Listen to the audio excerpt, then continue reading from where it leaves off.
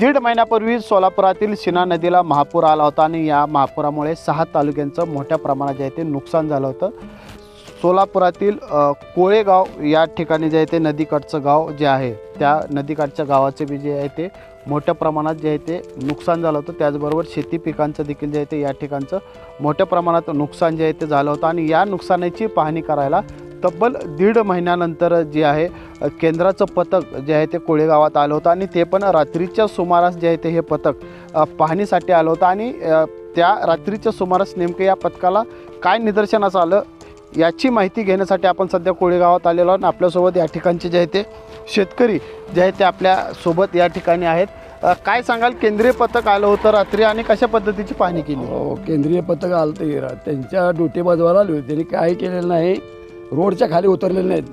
15 road नुसतं इथनंच battery लावू बघितलं, बॅटरीने काय दिसतं याच्यात, काय बघितलं एवढी मोठी रानं करून गेली ती, तुमचं मका गेले, तुमचं ऊस गेला लोकांचा, कांदा गेले निघून, ही काय रोडवर नाही दिसतं काय सगळं, काय सुद्धा नाही।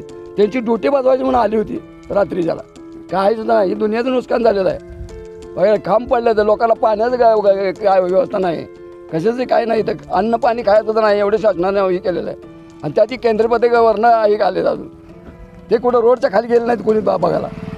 अजूनही काही शेतकरी जे आहेत ते आपल्यासोबत आहेत। काय सांगाल, केंद्रीय पथक आलं होतं, मोबाईलच्या टॉर्चने जे आहे ती पाहणी केली, नेमकी कशा पद्धतीची पाहणी होती त्यांची?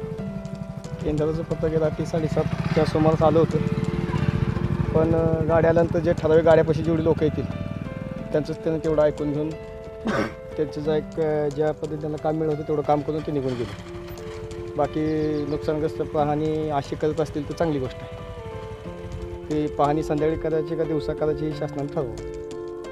बघा संध्याकाळचं नेमकं काय दिसालं त्यांना, म्हणजे जे पिकांचं नुकसान झालेलं दिसलं का त्यांना? ज्यांनी जी पाहणी केली ते त्यांनाच प्रश्न विचारला पाहिजे की संध्याकाळी काय दिसतं का दिवसा काय दिसतं, आपण कसं सांगणार त्यांना? केंद्राचं पथक आते, केंद्राचं पथक तर एखाद्या खेडेगावात येते, ते काय महाराष्ट्र नाही आहे, त्यांना कशा हिशोबानं पाहणी करायला पाहिजे हे त्यांना समजलं पाहिजे, ते आपण सांगणं उचित वाटत नाही, पण त्यांनी सांगावं की त्यांनी संध्याकाळी येऊन काय पाहणी केली।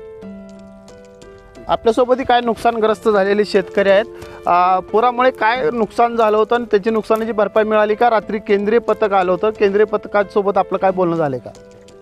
काय भरपाई, आता काय भरपाईचं अजून काय नाहीच, काय आलेलं 10-10 हजार रुपये कुणाला आले तर कुणाला गेले तर, हो एवढंच केलेलं, बाकीचं काय विषयच नाही। रानातलं तर काय कुणाचं काय ऊस मका काय गेलेलं आहे त्याचं तर नाही, रानं खरडून गेली ती, त्याचं काय पैसे नाहीत, लाईट नाही, संध्याकाळी काय इथं व्यवस्था नाही, पाण्याची व्यवस्था नाही, पोल ही पडलेलं आहे तसंच आहे, 1.5 महिना झालं। घरातले आता गाळं काढायचं चालू आहे, गाळ काढायचं चालू आहे सध्याला, कोणी इकडे लक्ष नाही, काय कोणाचं काय काय। केंद्रीय पथक आलं तर रात्री पाहणी केलं नाही का तुमच्या काय घरात? पाहणी करायला, काय कुठं बॅटरीने नेणं, कुठं वाटेवरनंच बघून नुसतं कशी पाहणी व्हायची, आज समक्ष येऊन घरात बघून काय झाले काय नाही, खरी परिस्थिती बघा ना तुम्ही। रोडवरनं बघायचं काय, रोडवरनं बघून दिसतं का आमच्या घरातलं? संध्याकाळी 7-7:30 वाजता येऊन कळतंय का तुम्हाला? आज तुम्ही येऊन समजा बघायचं ना काय झाले काय नाही, खरंच काय नुकसानकी झाली का नाही झाली, तुम्ही येऊन बघायचं ना, इकडे तिकडे घरात काय शेतीत येऊन बांधावर येऊन बघायचं। रोडवरनं दिसतंय तुम्हाला टॉर्च लावून बॅटरी लावून? एकंदरीत पाहायला गेलं तर केंद्रीय पथक जे पाहणीसाठी आलं होतं त्या केंद्रीय पथकाच्या विरोधात शेतकऱ्यांच्या तीव्र भावना आहेत। एकीकडे निसर्गाने मोठं नुकसान जे आहे ते शेतकऱ्यांचं केलं आणि त्याचबरोबर केंद्रीय पथकाने रात्रीच्या सुमारास पाहणी करून शेतकऱ्यांची चेष्टाच केली का, असा सवाल देखील जो आहे तो शेतकऱ्यांमधून उपस्थित होतोय। वसीम अत्तार, लोकशाही न्यूज, सोलापूर।